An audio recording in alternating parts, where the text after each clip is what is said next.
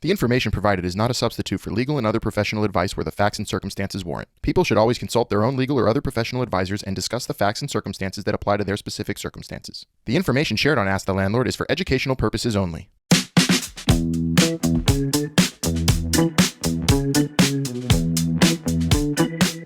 Hi everyone, we're back with another episode of Ask the Landlord with our favorite landlord, Albert Dweck. I'm Melissa. I'm one of Albert's producers, and I'm a former New York City renter. And together, we're going to be asking this landlord some questions. Today's question, we're going to go back to the conversation we had on last week's episode about rent-stabilized apartments. And my question is really simple because we did not touch it at all. So, how do I get one? How do I get a rent-stabilized apartment, Albert? Yeah, so that's a great question, Melissa. I think that's what everybody wants. I mean, I want recall it. there was a Seinfeld episode on that. It's like, oh, how do I the apartment? How do I get the apartment? Right. It's like, do I have to go hang out in Central Park and befriend all these elders, or where are the delis? Like, what do I do? How do I get one? Yeah. So it's a great question. I'm sure everybody wants a rent stabilized apartment. We do. The people have spoken. Back in the day, many years ago, it was easier to get a rent stabilized apartment because rents in general were lower and maybe there were more available to get. But today, what happened is rents went up on the free market apartments, and the regulations have gotten very stringent about taking rent stabilized apartment out and into free market in New York, and across the country in general. There's like a wave of regulating rents, which we're not sure is legal yet. But there is a wave towards trying to regulate housing as a basic need, which it is, obviously. People need to live somewhere. Everyone does. And, should we be regulating those things? And what's the greater good conversation? But putting you back in your conversation about how do you get a rent stabilized apartment, it's really hard to get because the people in them don't really vacate them. Right. So, and then one thing that we've been noticing here in New York is that landlords are, what I hear is warehousing the apartments. So when they become vacant, they're not renting them out because they're waiting for the laws to change. So they're not necessarily available. I heard a funny story a few years ago of a woman of 63 being adopted. By who? By a guy who had a rent stabilized apartment. It took 63 years. So that she could get succession. Wow. So that's, and then recently, actually, a few stories have come where people who have been in the rent stabilized apartment for 20 or 30 years and they've lived well in those apartments, meaning a long time, and they've raised their family there, and they're thinking, oh, that's something that they want to leave to their kids. Mm-hmm. Which, in New York, it's possible if the kids live there. So it's just easy? They just pass it down to them? Yeah. I mean, there's the rules about, how long they live there and how they have to live there and things like that. But yes, it's there's succession for children on those. So people actually, it's become like an asset almost. Being able to pay a low rent is an asset. So you could see how people, unless you're related to somebody, right? So so I guess the only way how to do that is to, have a family member that you actually live with. And then for a long time, and you have to take over the rent. So it's really hard. It's nearly impossible to get a rent stabilized apartment today, in my experience. But people are obviously concerned with keeping their apartments that are rent stabilized. So that's important to them, as you can imagine. So Hmm. You mentioned those vacant apartments that I guess landlords or owners are going to hold on to. So tell me a personal anecdote. What do you know anyone? What is the longest that someone has had a vacant apartment that you know of? I don't know what happened. Um, the laws changed in New York more drastically in June of 2019, Hmm. where before then a landlord could get a vacant apartment, increase the rent by a certain amount because it was vacant, and then fix the apartment under a certain formula and prove that they did the work, and then raise the rent accordingly to a certain threshold. And then once they pass the threshold of the rent, then the apartment would be free market. Mm. That ability was taken away in 2019. Wow. So landlords really, and then the pandemic happened, right? Hmm. So what usually happens when laws like that change drastically, and that one did, it takes time for the market to figure out what to do about that. Hmm. However, what happened was the pandemic happened right after that. Right. So there was no time to figure out what that means in a normal way, Hmm. right? So since that time, when the people had vacancies, they were only been holding vacancies for a couple of years now, but also it was clouded by the pandemic. So that's what's happening now. Mind you that under the former mayor, not the current mayor of New York, he was a he was a mayor for 8 years, 2 terms, and pretty much for half the time that he was in office, there were rent freezes, and the other time the increases were about 1%. Hmm. And now it went back to 3%, but as I said, inflation is higher than that. So it's yeah. So landlord, let's say, has, and for let's say they have $1,000 apartment that is rent stabilized. You know, they don't know what to do with it because they don't want to re-rent it to someone and keep it rent stabilized for the next 30 years. Hmm. So they're just in like, I don't know what to do mode, Hmm. because they can get a lot more if they fix it up or if the laws change. So, you know, um, unfortunately, it's a tough situation. You know, even now, so there are, what I'd like to do or think about is like, what are good solutions to solve this issue? And I'm open to those conversations. I think we really have to have them.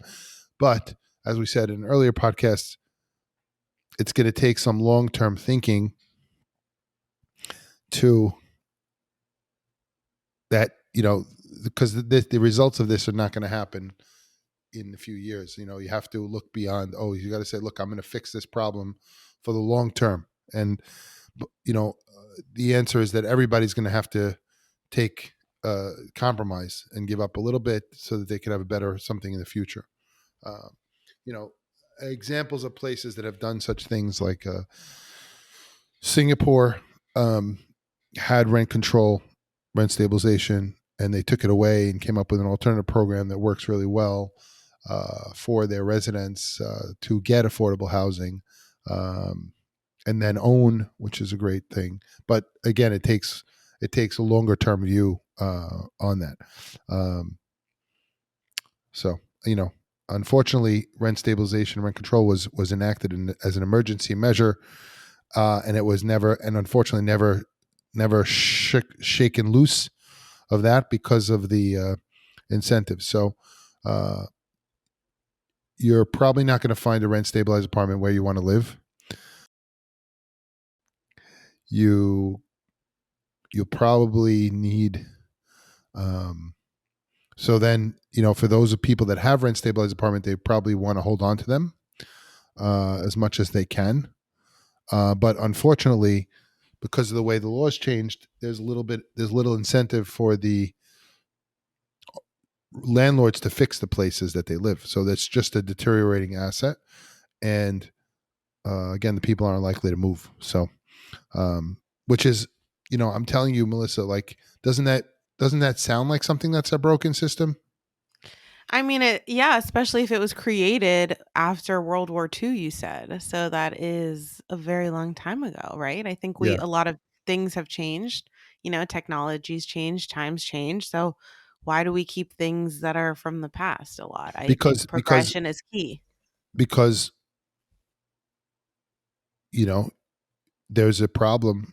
I mean, people need to live, and and costs go up, and I understand that. So it's a question of how do we balance making. Really, it's a supply and demand issue. It's like we just have to create more supply. How do we create more supply so that it's more housing is available for people? Ultimately, that's the Mhm. answer. Right. Whenever you have a government putting restrictions on things in the short term, it's like a direct, how do you say, teach a man to fish For a day. No, or teach give a a man a man to fish, right? yeah, give a man a fish or teach a man a fish. Yeah, So something if you like give that. a man a fish, he eats for a day. Teach a man Right. to fish, he eats for his life, right? Forever. So that's the same thing. It's like, oh, you're giving a handout or Mhm. subsidizing some housing. So what do you do? Okay, but then that doesn't solve the issue of people being able to get more housing because there's no housing. So Mhm. the answer is to make more housing so that the pricing across the markets normalizes. So where are we going to build more housing? That's the question, right? So, in New York, it's very limited space, right? So what we could do is go up, right? Which we've done, Go right? up past the Bronx, you mean, or No, go up vertically. oh, that's No, funny. go up vertically, right? You meant like But no, north. but I think that's also another point. So we're going to come back to that. Going up vertically would be I like get, yeah. meaning Floors. additional zoning, right? Like Right. increasing the zoning. Another Like thing the we air could do rights. is right. Another Oh, thing we that's a could whole do nother is, thing. to your point, increase transportation, like improve transportation, That would so be that great. people can live further away and get where they need to go faster, right? Mhm. Obviously, if people could telecommute or, Zoom or whatever they have to do to work today, Right. that would also be helpful. Um, so those But are those things, but buildings But yeah, those buildings realistically that are going up and taller are the multi-million dollar apartments that we see on TV and whatnot, that's right. right? That's right. So those aren't, I mean, that's not relatable. Because that's the problem with is that there's the regulation in the city only allows that. Mhm. So it's a vicious cycle. Mhm. So it only makes sense to build very expensive things because the market is very constrained from a supply perspective. So if everything was open, everything would be cheaper. So here, let's take a thought example. Let's say someone's paying $3,000 a month for rent a month for a free market apartment, and $1,000 a month for a rent stabilized apartment. So the average is 2,000. Mhm. So that means the free market apartment would pay less, and the Mhm. average and the rent Are you stabilized saying if apartment would we pay more. Oh, but are those equal apartments or are those different apartments? They're not that different. Okay. So that's the solution is for them to pay less and them to pay more No, to balance it I was just out? showing you. I was just giving you an example of if you opened it up and you said everything's Mm, free market, then that's how essentially what would happen. The rent and stabilized apartment would come up in price by to a market, lot. and the free market apartments would come down a lot. And you see this happening in the future? I don't know, 10 years or whatnot? No. It's not going to happen unless we have unless we New York is a Unless special place, everyone. it's very special. I mean, it's not It's gonna. I mean, it's the I don't greatest see it city in the happening. right. I don't see it happening. But Mm. that's what the kind of thing that's gonna take to. It's a drastic measure that'll we have some ideas about. I have some ideas about how to solve these problems, and I'm open to having people on the podcast to discuss them and come up with some ideas to that we can implement. But that is a problem, and right now it's a vicious cycle where you have people living in old buildings. They can't move because they can't get a different place. There's no incentive to fix the buildings, and it's just short term. Like it's just not going to keep going like that. Like It the can't. buildings are still habitable, right? They're just what do you mean Habitable, by yes. habitable? What do you mean by fix? Like what's an example when you say fix? So you're saying, oh, the cabinets are, old or whatever. Like, Okay. So they're just okay. So like cosmetic there's no fixes? reason. No, but then there's no reason for a landlord to fix it. I mean, the landlord will fix it, but just do a Right. band-aid. Right. They're Because not going to do a because gut renovation. why should anyone fix it?